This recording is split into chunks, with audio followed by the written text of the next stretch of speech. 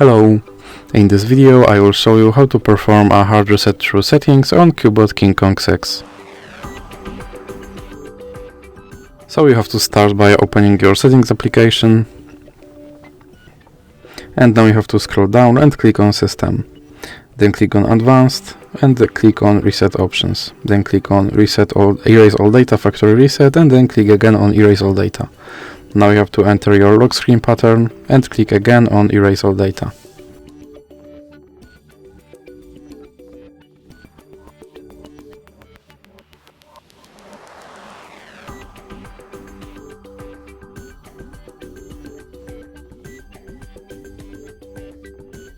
And as you can see here, my device is now back to its factory settings and I have to do phone setup all over again. So that's it for this video. If you liked it, please remember to leave a like and subscribe.